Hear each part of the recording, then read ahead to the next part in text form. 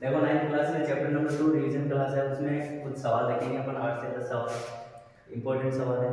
तो इनमें देखो निम्नलिखित से प्रत्येक बहुपद की घात क्या है। इसमें बहुपद दे रखा है, अलग अलग बहुपद दे रखे हैं, उनमें घात बतानी है। तो घात के लिए अपन क्या करेंगे, जो चरराशि है उनकी सबसे बड़ी घात है वही बहुपद की घात मानी जाएगी।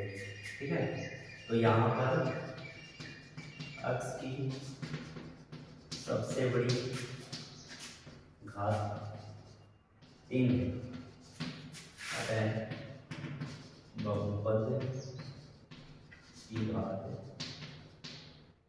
3 होगी। जो x की घात 3 है सबसे बड़ी घात है वही इस बहुपद की घात मानी जाएगी।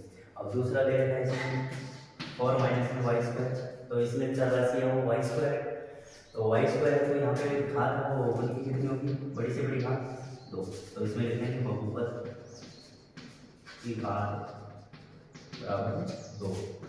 इसके बाद तीसरा दे रखा है 5t, 5t माइनस में अंडर रूट 7, तो 5t माइनस में अंडर रूट 7। यहाँ पे चरराशि है वो t दे रखा है और उसके ऊपर घात है वो 1 मान सकते हैं हम, तो यहाँ पे लिखेंगे बहुपद की घात बराबर में 1। और इसका चौथा क्वेश्चन है 3, यहाँ पे कोई भी चरराशि नहीं है, तो कोई भी चरराशि नहीं है तो यहाँ पे लिखेंगे अपन बहुपद की घात बराबर में जी, कोई भी घात नहीं होगी इसको। ठीक है, अब देखो इसका अगला क्वेश्चन है दूसरा, यदि x = 8, x बराबर में 1 पर बहुपद की x = 5x² - 3x + 7, मतलब 5x² - 3x + 7 का मान ज्ञात करना। x = 1 मतलब x बराबर में 1 है, इसका मतलब होगा जहाँ तक भी बहुपद में x दिख रहा है वहाँ पे 1 रखेंगे। ठीक है, इस बहुपद को लिख लेते हैं 5x = 5x² - 3x + 7। अब जहाँ पे भी x है वहाँ पे 1 लिखेंगे, x बराबर में 1 दिया है 5 1 का स्क्वायर माइनस में 3 इंटू 1 + 7।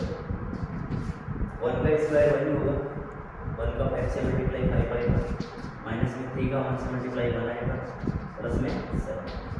अब देखो 5 में से 3 निकले 2 रह गए, प्लस 7 और 2 + 7 दोनों मिलके 9। तो x बराबर 1 पर इस बहुपद का मान क्या होगा 9। देखो तीसरा क्वेश्चन दे रखा है बहुपद x = 3x - 2 का शून्यांक निकालो। तो शून्यांक निकालने के लिए अपन क्या करते हैं, जो कोई बहुपद दिया हुआ है उसके बराबर में 0 लिखेंगे, तो इसके लिए लिखेंगे 3x - 2 इसके पूरे के बराबर में 0 लिखेंगे। अब 3x = करेंगे तो ये 2 है वो उधर जाके प्लस हो जाएगा। अब x = क्या करेंगे 2/3, मतलब जो गुणा में है वो भाग में आएगा। तो इस बहुपद 3x - 2 का शून्यांक है वो x बराबर में 2/3 होगा। स्टार्ट। देखो इसमें चौथा क्वेश्चन दे रखा है, यदि x बराबर में x - 1 बहुपद 4x की घात 3 + 3x² - 4x + k का एक गुणन है, तो k का मान क्या होता है। ठीक है, यदि x - 1 का गुणन है तो x - 1 बराबर में 0 लिखो। ठीक है, ये इसका एक गुणनखंड है तो x - 1 इसके बराबर में 0 है, तो x बराबर में क्या होगा 1, x बराबर में 1। अब ये जो बहुपद है उसमें जहाँ पे भी x है उसकी जगह पर 1 लिखेंगे। तो देखो बहुपद x बराबर में 4x3 + 3x² माइनस में 4x + 1। अब x बराबर 1 रखोगे तो ये बहुपद है वो पूरा मान 0 है, इस बहुपद का मान 0 हो जाएगा, बराबर में 0 लिखेंगे। अब इसमें लिखेंगे 4 1 की घात 3 3 1 का स्क्वायर माइनस 4 × 1 + 1 बराबर 0। जहाँ जहाँ पे भी x था उसकी जगह मैंने 1 लिखा है। अब इसको थोड़ा सा सॉल्व करते हैं। 4 और x 1 की घात 3 है उसका मान 1 होगा, 1 के ऊपर कितनी भी घात लगाओ उसका मान से क्या आएगा 1 आएगा, उसका मान 1 होगा। 3 × 1 की घात 2 होगा, उसका मान 1 आएगा। 4 × 1 वो भी 4 आएगा, प्लस में k बराबर 0। थोड़ा सा और सरल करते हैं, यह हो गया 4, यह हो गया 3, यह हो गया 4 प्लस ये हो गया k बराबर 0। -4 से +4 कैंसिल हो गया, तो ये बच गया 3 + k बराबर 0। या फिर k का मान निकालेंगे तो 3 का वो इधर प्लस का तो दूसरी साइड में जाएगा तो माइनस हो गया, तो के बराबर में माइनस के 3 इसको ऊपर का 3 ठीक स्टार्ट है। अब देखो दूसरे में पांचवा क्वेश्चन है y स्क्वायर माइनस में 5y प्लस 6 का गुणन करना है। तो ये सवाल बहुत बार आता है। इसमें देखो y स्क्वायर माइनस में 5y प्लस 6 है, इसमें 5 और 3 मतलब ये ऐसा होता है a square plus 2ab plus b square. तो इन दोनों के अंदर में इनका गुणा मतलब a और c इनका गुणा ये दोनों आने चाहिए और बीच में संख्या माइनस के 5y, ठीक है। तो इन दोनों का गुणा करने पे 6 आना चाहिए। इन दोनों का गुणा क्या आएगा 6y स्क्वायर, ठीक है। इनका y का और 6 का गुणा 6y स्क्वायर है और बीच में माइनस के 5y रहेगा। तो इन दोनों को ऐसी संख्या में तोड़ना है कि जोड़े तो अपने आपस में माइनस के 5 और गुणा करें तो 6 आ जाएगा। तो 6 के ऐसे दो 3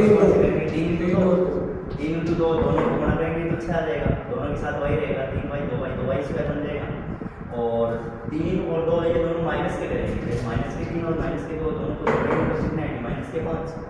तो इन दोनों के साथ में y रहेगा 3y प्लस 2y तो 6y स्क्वायर हो गया और 3y माइनस के 2y तो माइनस 3y और माइनस 2y कितने होंगे माइनस के 5।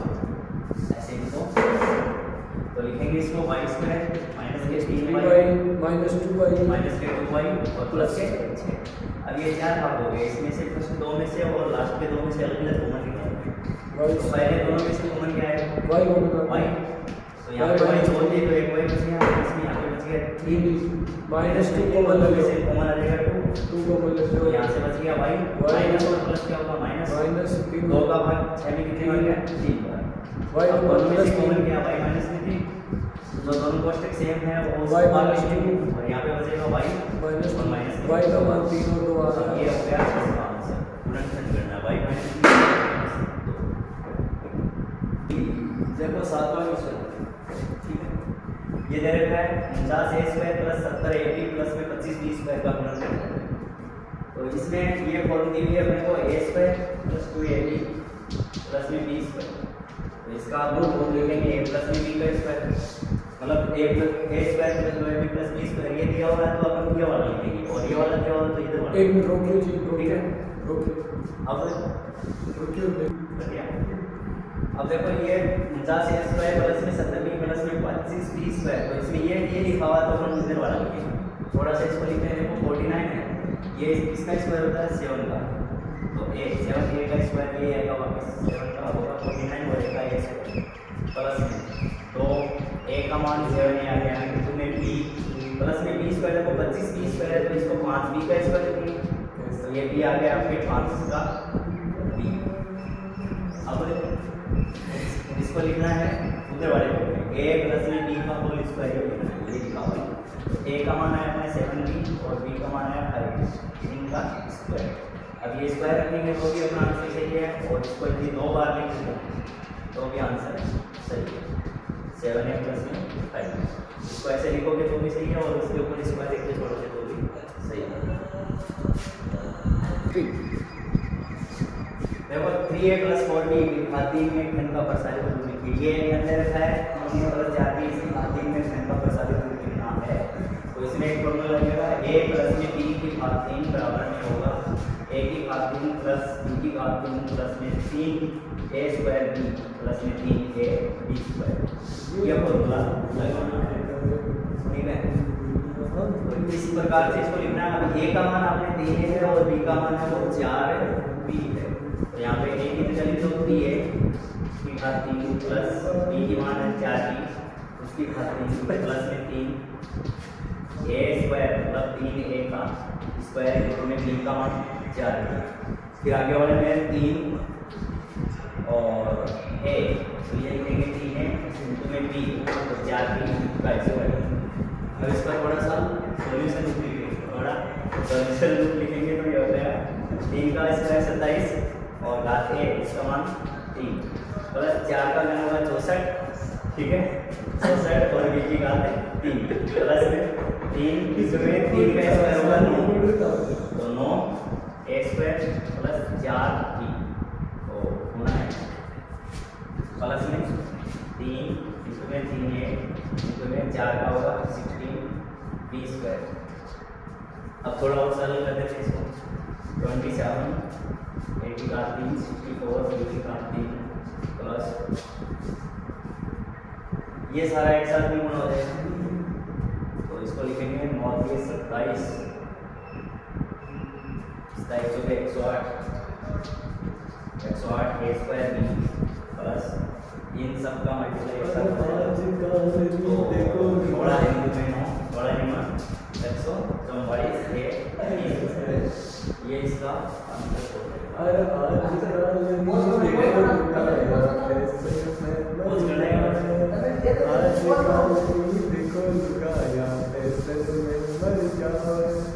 देखो देखो 8 का क्वेश्चन दे रखा है 8 80 भाग 3 प्लस 27 y की भाग 3 plus 36 x square y plus 54 x y square इनका गुणनफल करना है।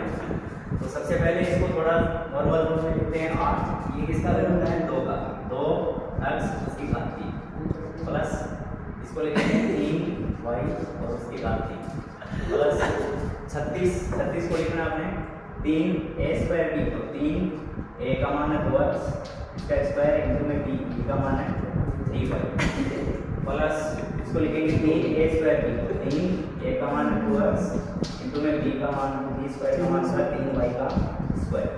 अब थोड़ा सा इसको चेंज करके देखो वापस 2 का घन 8 तो 2x की घात 3 का घन है 27 और y की घात 3 इनटू में 2 तो ये 2 के स्क्वायर कितने होंगे 4x स्क्वायर और 4x स्क्वायर को 3 इंटू 3 9 से गुणा कर देंगे 36x स्क्वायर वही आ रहा है और ये वाला आ रहा है 3x 3 2 6 और 6 का 3 का वर्ग हो गया 9 से 54x और y स्क्वायर आ रहा है।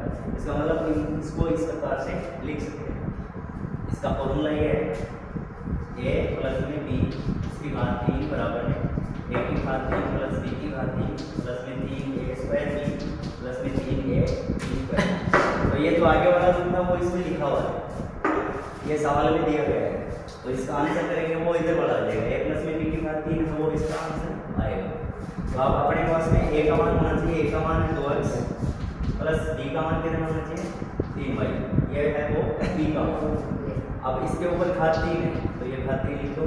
अब ये भी आंसर चाहिए और इसको यदि आप 3 बार लिख के देखो तो भी सही है।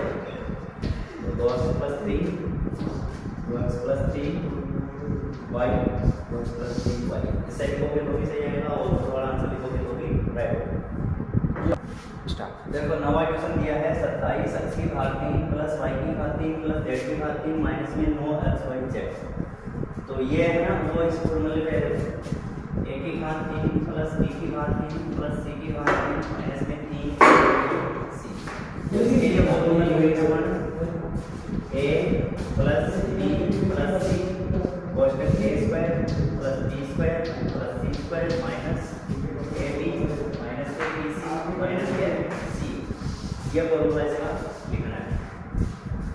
अब देखो यहाँ पे 27 इसको थोड़ा इस रूप में लिखते हैं 27 को लिखेंगे 3 27 का घनमूल 3 होगा और x तो 3x प्लस फिर लिखेंगे यहाँ पे y है तो y की घात 3 प्लस यहाँ पे z है तो z की घात 3 माइनस में 3 a b c लिखेंगे तो a का मान है 3x b का मान है y और c का मान है z।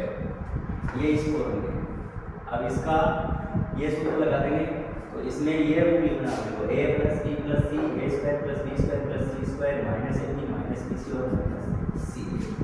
तो इसका आंसर लिखेंगे हम a plus b plus c तो a का मान 3x है b का मान y है c का मान z है और फिर a स्क्वायर लिखना है तो a स्क्वायर के लिए 3x का स्क्वायर करेंगे 3x का स्क्वायर यहाँ पे बड़ा ब्रैकेट हो जाता है 3x का स्क्वायर प्लस b स्क्वायर करना है यहाँ पे y का स्क्वायर करेंगे प्लस c का स्क्वायर करना है यहाँ पे z का स्क्वायर करेंगे माइनस में माइनस a का मान है 3x माइनस में इंटू में और b का मान है y माइनस फिर bc लिखना है b का मान है यहाँ पे y और c का मान है z तो y इंटू में z माइनस ca तो ये हो गया z इंटू में 3x ये कॉस्ट है। अब इसको थोड़ा सा सोल्व करके लिखते हैं 3x plus y plus z cost 3x square तो इसका स्क्वायर होगा 9 और x स्क्वायर प्लस में इसका स्क्वायर y स्क्वायर ही होगा z का स्क्वायर z स्क्वायर ही होगा। फिर इन दोनों का मल्टीप्लाई क्या होगा 3x y माइनस में इन दोनों का मल्टीप्लाई yz और फिर इन दोनों का मल्टीप्लाई आएगा 3 अक्ष जेड। ये इसका आंसर हो जाएगा। हो गया। देखो इसमें 10वां क्वेश्चन है यदि x plus Y plus Z बराबर 0 हो तो दिखाइए कि x square plus Y square plus Z square बराबर में 3xy जेड। गलत लिखा है। x की घात 3 y की घात 3 और z की घात 3 चलो x की घात 3 y की घात 3 z की घात 3 बराबर में 3xy प्लस जेड। ठीक है। यहाँ पे देखना आपने x plus Y plus Z बराबर में 0 देना है। x प्लस वाई बराबर में यहाँ पे लेंगे तो y जेड को माइनस कर देगा। इसके बाद में इसको लिखते हैं समीकरण 1। हाँ सर अब समीकरण 1 दे रहा है तो क्या करेंगे? एक में दोनों तरफ घन करेंगे। समीकरण 1 में दोनों तरफ घन करेंगे।